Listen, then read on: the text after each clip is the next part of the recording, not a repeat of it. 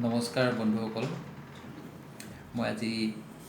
মই ডক্টৰ হীৰেণ মণি গগৈ এটা বিষয় আপোনালোকৰ লগত আলোচনা কৰিব বিচাৰিছোঁ। গৰ্ভধাৰণৰ পৰিকল্পনা কেনেদৰে কৰা হয়। এহাল দম্পতি বিয়াৰ পিছত তেখেতলোকে যেতিয়া গৰ্ভধাৰণৰ পৰিকল্পনা কৰে, পৰিকল্পনাটো কেনেদৰে কৰা হয়, পৰিকল্পনা কিয় প্ৰয়োজন। যেতিয়া এটা পৰিকল্পনা দীৰ্ঘম্যাদী পৰিকল্পনা কৰি এটা কাম কৰা হয়, তাত সফলতাৰ হাৰটো বেছি থাকে, কাৰণ তাত সকলোখিনি সাৱধানতা অৱলম্বন কৰি পিনি কামটো কৰা হয়। ঠিক তেনেকৈ যদি আমি জীৱনৰ সকলো কাম, গুৰুত্বপূৰ্ণ কাম যদি এটা সুনিৰ্দিষ্ট সুপৰিকল্পিত ধৰণে কৰোঁ, তেনেহ'লে কামটোত সফলতা আহে, আমাৰ মনটো শান্তি থাকে, জীৱন সুন্দৰ হয়, শান্তিময় হয়। সেইকাৰণে জীৱনৰ ডাঙৰ ডাঙৰ কামবিলাক সদায় পৰিকল্পনা কৰি কৰাটো অতিকে প্ৰয়োজনীয়। ঠিক তেনেদৰে গৰ্ভধাৰণ কৰাটো মহিলা এগৰাকীৰ এটা ডাঙৰ কাম জীৱনৰ, আৰু এই কামটো পৰিকল্পনা কৰি কৰাটো অতিকে জৰুৰী। এতিয়া মই একাদিক্ৰমে কৈ যাম কেনেকৈ ধৰণে কৰিব লাগে পৰিকল্পনাবিলাক। পৰিকল্পনাবিলাক বৰ বেছি দীঘলীয়াও নহয়, 3 মহীয়া, ধৰি লওক 3 মাহমান ল'ব লাগে। যি মাহত আপোনালোকে ধৰি লওক যি মাহত প্ৰেগনেঞ্চি গৰ্ভধাৰণৰ কাৰণে আপোনালোকে ভাবি থৈছে, তাৰ 3 মাহমানৰ আগৰ পৰা পৰিকল্পনাটো আপোনালোকে আৰম্ভ কৰক। প্ৰথম পৰিকল্পনা, মানসিক শান্তি। মনটো সদায় প্ৰফুল্ল কৰি ৰাখিব, সকলোখিনি বেয়া চিন্তা মনৰ পৰা ওলাই দিয়ক, সদায় ইতিবাচক হৈ থাকিব, সদায় আনৰ ভালটো ভাবিব, ভাল কথা চিন্তা কৰিব, মনে ভাল লগা কাম কৰিব, মনটো প্ৰফুল্ল কৰি ৰাখিব, মনত হতাশা বিষণ্ণতা আহিব নিদিব, আৰু সকলো ধৰণৰ যিখিনি নিগেটিভ এনাৰ্জি, মনৰ নিগেটিভ এনাৰ্জি, নেতিবাচক শক্তি বা চিন্তা মনৰ পৰা আঁতৰাই দিব, সদায় চাপমুক্ত হৈ থাকিব, ফূৰ্তিকে থাকিব। এইটো দম্পতীহালৰ কাৰণে অতিকে দৰকাৰী কথা। সদায় চাপমুক্ত হৈ থকাটো, ইতিবাচক হৈ থকাটো আৰু হেপী হৈ থকাটো। ইয়াৰ পিছতে মাহেকীয়াৰ প্ৰথম দিনটো আপুনি এখন ডায়েৰীত লিখি যাওক। ইয়াৰ পৰা কি হ'ব, আপোনাৰ মাহেকীয়াটো ৰেগুলাৰ হয়নে নাই আপুনি গম পাই যাব, নৰ্মেল হয়নে নাই গম পাই যাব। যদি ৰেগুলাৰ হয় তেনেহ'লে আপুনি আগবাঢ়িব পাৰে, যদি ইৰেগুলাৰ হয় তেনেহ'লে আপুনি তাক ঠিক কৰিবলৈ গাইনকলজিষ্টৰ ওচৰত যাব লাগিব। তাৰপিছতে আহিলে ডায়েটৰ ক্ষেত্ৰত আপুনি খাওক পুষ্টিকৰ খাদ্য, চৰ্বি, চেনি এইবিলাক কমাই দিয়ক। পুষ্টিকৰ খাদ্য মানে যিখিনি খাদ্য আমাৰ ঘৰুৱা খাদ্যখিনি বহুতেই ভাল, তাৰোপৰি চৰ্বিজাতীয় বস্তুটো কমাই দিলে বেছি ভাল। ওজন বঢ়াৰ খাদ্য খাব নালাগে, ওজনটো বেছি বাঢ়িব দিব নালাগে। তাৰপিছতে কেফেইন থকা খাদ্য যেনে পেপচি, কোকা কোলা, চকলেট, কফি এইবিলাক খাব নালাগে। তাৰপিছতে সুৰা ধপাত এইবিলাক কেতিয়াও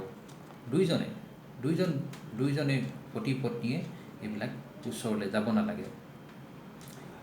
ইয়াৰ পিছতে যদি ওজনটো বেছি আছে, ওজন কমাবলৈ আপুনি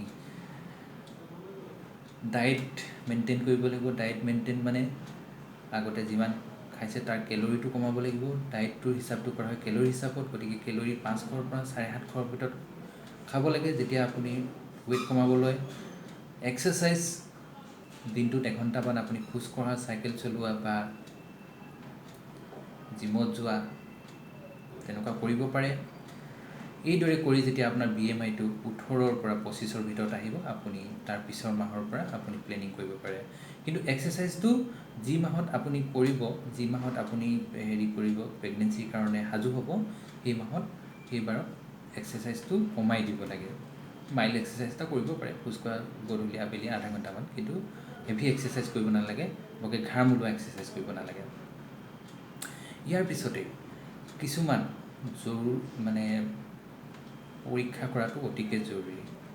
কিছুমান বস্তু যিখিনি কৰিলে BPৰ পিছত ক্ষতি হোৱা আশংকাটো কমি যায়। এইকেইটা হৈছে thyroid hormone, prolactin hormone, blood sugar, তাৰপিছতে আহিলে hepatitis B, surface antigen, HIV, VDRL। এইখিনি হ'ল ৰুটিন ইনভেষ্টিগেশ্যন, তাৰ আগতে কৰি ল'ব লাগে। ইয়াৰ পিছতে আৰু এই ইনভেষ্টিগেশ্যনখিনি যদি কিবা অসুবিধা থাকে তেনেহ'লে ঠিক কৰি ল'ব লাগিব। ইয়াৰ পিছতেই ফলিক এচিড 5 মিলিগ্ৰাম দিনে এটাকে 2 জনে খাব লাগিব। কাৰণ ফলিক এচিড থাকিলে DNA বিলাকৰ যিটো ফ্ৰেগমেণ্টেশ্যন বুলি কয়, যিবিলাকে গৰ্ভপাতৰ আশংকা বঢ়াই দিয়ে, তেনেকুৱাবিলাক কমাই দিয়ে। গতিকে ফলিক এচিড 2 জনে খোৱাটো দৰকাৰী প্ৰায় 3 মাহমানৰ আগৰ পৰা। ইয়াৰ পাছতেই যি মাহত আপোনালোকে ভাবি থৈছে যে এই মাহত আমি গৰ্ভধাৰণ কৰিম, সেই মাহত মাহেকীয়াৰ প্ৰথম দিনাৰ পৰা হিচাপ কৰি 12, 14 আৰু 16 নম্বৰ দিনা শাৰীৰিক সম্পৰ্ক কৰিব লাগে। বিশেষকৈ 14 নম্বৰ দিনটো কেতিয়াও আপোনালোকে পাহৰি নাযাব। কিয়নো যিটো ডিম্বাণু গঠন হয়, ডিম্বাণুটো অভেৰিত ডিম্বাশয়ত হয়, ডিম্বাশয়ৰ পৰা সি মাহেকীয়া প্ৰায় 14 নম্বৰ দিনা ওলাই আহে। আৰু এই 14 নম্বৰ দিনা ওলাই আহি প্ৰায় ডিম্বাণু পৰিবাহী নলিকাত প্ৰায় 12ৰ পৰা 24 ঘণ্টা থাকে। তো সেই সময়তে নিষেচনটো হ'ব লাগিব, নহ'লে ই মৰি যায়। আৰু শুক্ৰাণুখিনি ৰিলেশ্যন হোৱাৰ পিছত জৰায়ুৰ ভিতৰত প্ৰায় 24ৰ পৰা 48 ঘণ্টা থাকে। গতিকে অভুলেশ্যনৰ সময়ত ৰিলেশ্যন হ'লে ফাৰ্টিলাইজেশ্যন বা নিষেচনৰ সম্ভাৱনা বেছি থাকে, প্ৰেগনেঞ্চি অহাৰ সম্ভাৱনা বেছি থাকে। গতিকে আৰু নতুনকৈ শুক্ৰাণুখিনি পূৰঠ হ'বলৈ, এবাৰ ৰিলেশ্যন হোৱাৰ পিছত নতুনকৈ শুক্ৰাণুখিনি পূৰঠ হ'বলৈ প্ৰায় 48 ঘণ্টা লাগে। গতিকে আৰু বেছি পুৰণাখিনি থাকিলেও ভাল নহয়। গতিকে 12 নম্বৰ দিনা ৰিলেশ্যন কৰিলে, 16 নম্বৰ দিনা শাৰীৰিক সম্পৰ্ক কৰিলে, তাৰপিছত 16 নম্বৰ দিনা কৰিলে, এই 3 দিন কৰিলেই যথেষ্ট। তাৰপিছতেই সেই মাহত আৰু এক্সাৰচাইজ বা তেনেকুৱা ধৰণৰ কৰিব নালাগে। ঘৰত খোৱা নৰ্মেল খাদ্য খাব, যিখিনি খাদ্য খাই থাকে। দূৰ ভ্ৰমণ কৰিব নালাগে। অগত্য যদি যাব লগা হয় তেনেহ'লে ৰেলেৰে যাব। এই সময়ছোৱাত সদায় পজিটিভ হৈ থাকিব, সদায় ভাল চিন্তা কৰিব।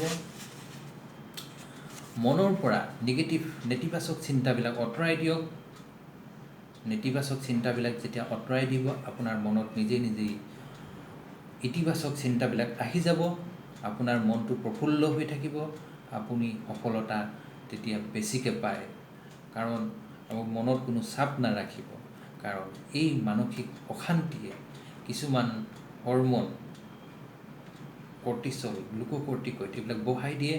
আৰু বঢ়াই দিয়াত ডিম্বাণুৰ গঠন আৰু জৰায়ুৰ যিটো বহন ক্ষমতা, ভ্ৰূণৰ বহন ক্ষমতা কমি যায়। গতিকে এনেকুৱা চিন্তাধাৰাৰ পৰা আঁতৰি যাব। তাৰপিছত যদি 2 সপ্তাহৰ পিছত যদি মাহেকীয়াৰ দিনটো বাঢ়ে, তেনেহ'লে ৰাতিপুৱাৰ প্ৰথম পেচাবখিনি লৈ প্ৰেগনেঞ্চি টেষ্ট কৰিব। প্ৰেগনেঞ্চি টেষ্ট পজিটিভ আহিলে আকৌ ফলিক এচিড খাব লাগিব। আৰু নিশ্চয়কৈ এজন বিশেষজ্ঞ চিকিৎসকক দেখুওৱাটো দৰকাৰী। কাৰণ গৰ্ভধাৰণ বাৰে বাৰে কৰিব নোৱাৰি, এবাৰেই কৰিব লাগে। ভালকৈ কৰিব লাগে, সুপৰিকল্পিতভাৱে কৰিব লাগে। নিশ্চয় আপুনি সফল হ'ব। মোৰ শুভকামনা থাকিল। ধন্যবাদ।